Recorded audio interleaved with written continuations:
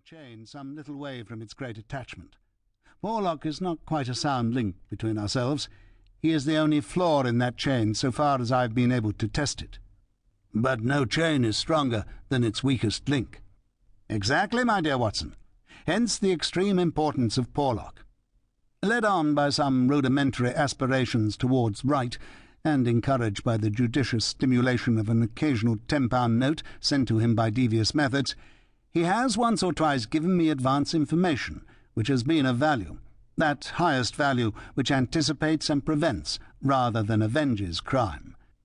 I cannot doubt that if we had the cipher, we should find that this communication is of the nature that I indicate. Again Holmes flattened out the paper upon his unused plate. I rose and, leaning over him, stared down at the curious inscription, which ran as follows: 534, C2, 13, 127, 36, 31, 4, 17, 21, 41, Douglas, 109, 293, 5, 37, Burlston, 26, Burlston, 9, 47, 171. What do you make of it, Holmes? It is obviously an attempt to convey secret information. But what is the use of a cipher message without the cipher? In this instance, none at all. Why do you say in this instance?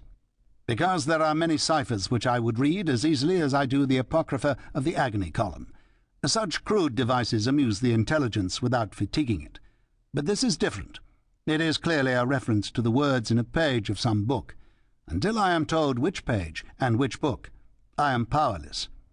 But why Douglas and Burlston? Clearly because those are words which were not contained in the page in question. Then why has he not indicated the book? Your native shrewdness, my dear Watson, that innate cunning which is the delight of your friends, would surely prevent you from enclosing cipher and message in the same envelope. Should it miscarry, you are undone. As it is, both have to go wrong before any harm comes from it. Our second post is now overdue, and I shall be surprised if it does not bring us either a further letter of explanation or, as is more probable, the very volume to which these figures refer. Holmes's calculation was fulfilled within a very few minutes by the appearance of Billy, the page, with the very letter which we were expecting. "The same writing," remarked Holmes as he opened the envelope, "and actually signed," he added in an exultant voice as he unfolded the epistle. "Come, we are getting on, Watson." His brow clouded, however, as he glanced over the contents. "Dear me, this is very disappointing. I fear, Watson, that all our expectations come to nothing. I trust that the man Porlock will come to no harm. Dear Mr. Holmes," he says, "I will go no further in this matter. It is too dangerous. He suspects me. I can see that he suspects me. He came to me quite unexpectedly after I had actually addressed this envelope with the intention of sending you the key to the cipher. I was able to cover it up. If he had seen it, it would have gone hard with me. But I read suspicion in his eyes. Please burn the cipher message, which can now be of no use to you. Fred Porlock." Holmes sat for some little time, twisting this letter between his fingers and frowning as he stared into the fire. "After all," he said at last, "there may be nothing in it, but it may be only his guilty conscience. Knowing himself to be a traitor, he may have read the accusation in the other's eyes." "The other being, I presume, Professor Moriarty?" "No less.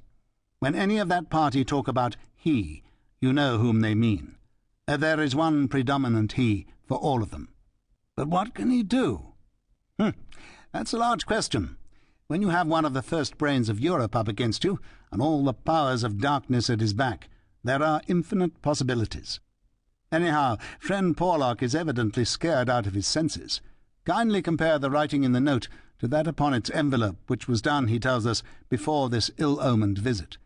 The one is clear and firm, the other hardly legible." "Why did he write at all?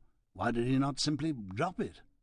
because he feared I would make... Para seguir escuchando este audiolibro gratuitamente, haz clic en el enlace de la descripción y podrás escucharlo completo sin coste gracias a la prueba de 30 días de Audible.